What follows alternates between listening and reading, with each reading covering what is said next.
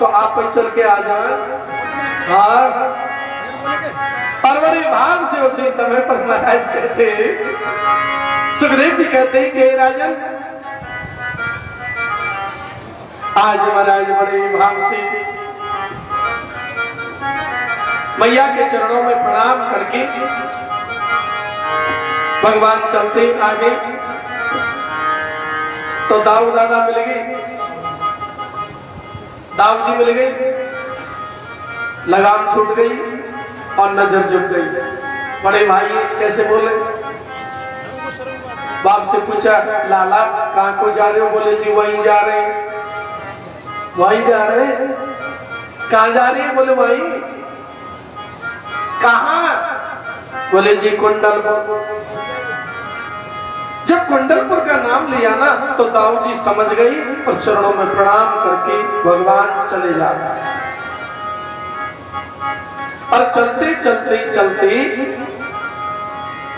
बड़े भाव से अपने रथ को लगा देते हैं, जो मंदिर का गौरा माता का जो स्थान बताया उसके पीछे लगा दिया। चाहे हरण करना पड़े लेकिन दैत्यों से रक्षा करो। भगवान भगा के नहीं लाए, केवल रक्षा के लिए भगवान से प्रार्थना की, गोविंद इनके बीच से चाहे मुझको उठाना पड़े ले जाना पड़े तो भी रक्षा करो। ये भाव है। उधर में बारात पहुंची और इधर में भगवान मंदिर के पीछे रथ लगा दिया तो शिशुपाल भी आया। शिशुपाल के साथ में जरासंध भी है। जरासंध कहता है भैया मेरी पूरी सेना मेरी भी ले जा, अपनी भी ले जा, जाने मेरे को 17 बार हरा दियो, कहीं ऐसा ना हो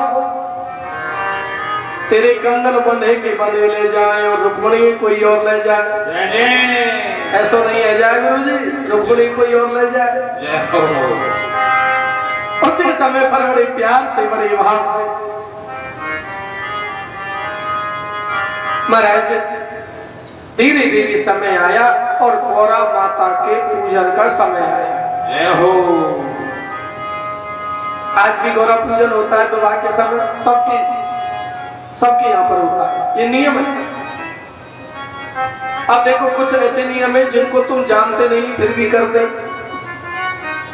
लगन आती है, लगन के बाद में आप घोड़े पूजने जाते हो ना बीच ना बांध के। अब वो तो पता हुआ एक्सपीरियंस है कुछ दिन पहले, अब जिनने ना पता हो उनके लिए समझा रहे हम तो।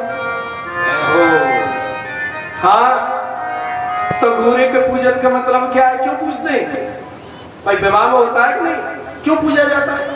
अब जिनके ब्याह है, नाती बेटा है, उनको ही मालूम ना। अनजाने में हम गुरु गोरखनाथ का पूजन करते हैं। गुरु पूजने का मतलब है ऋषि का पूजन। ऐसे कूड़े के ढेरे पूजने नहीं जाते, ये भाव नहीं है। तो भाव क्या है?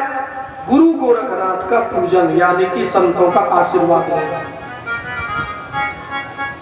माँ चली गुरु गोरखनाथ की माँ, कोई बेटा नहीं था। गुरु मच्छिंद्र नाथ घूमते घामते आई, चरणों में प्रणाम किया, बोले महात्मा जी भिक्षा तो मैं आपको दो, पर मेरा अंदर से मन प्रसन्न नहीं है, कोई संतान नहीं।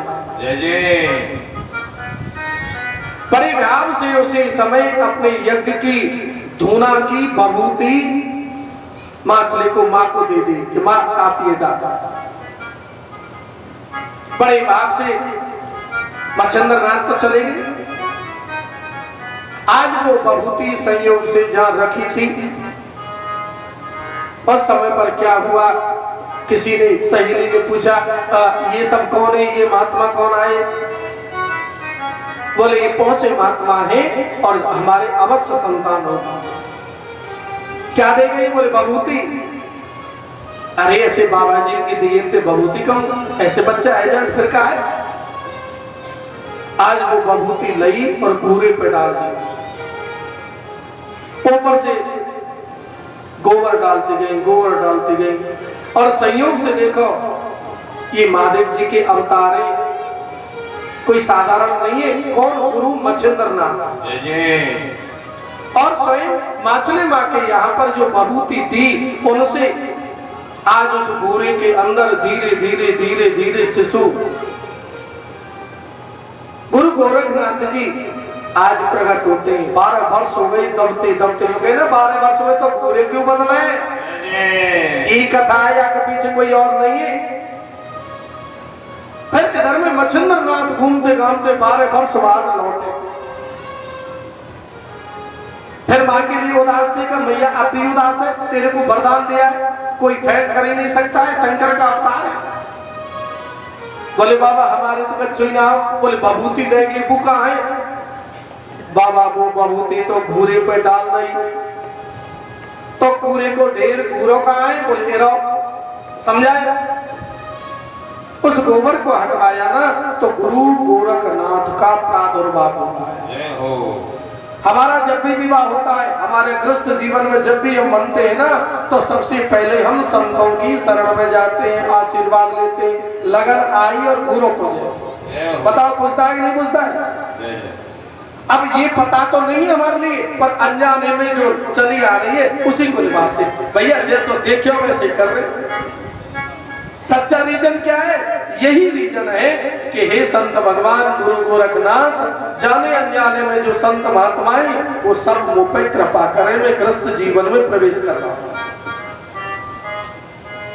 आज भी जाते हैं, छाया लगा के जाते हैं, और जो कहना 12 वर्ष में तो घूरे क्यों बदले? तो कोई और बात ना है, घूरे भी बदलती ना देखी, पर संतों की कृपा से असंभव कार्य संभव हो जाता। इसलिए कहा गया बोलो संतो भगवान की जय हो। जय जय श्री राधे श्याम। इधर में रुक्मणी जी सखियों के साथ में गौरा माता का पूजन करने के लिए आज मंदिर को तैयार होती है, तो खिड़की के पास में खड़ी है। एकदम खड़ी हुई तो चक्कर आ गया। गुरुजी अब काई को चक्कर है?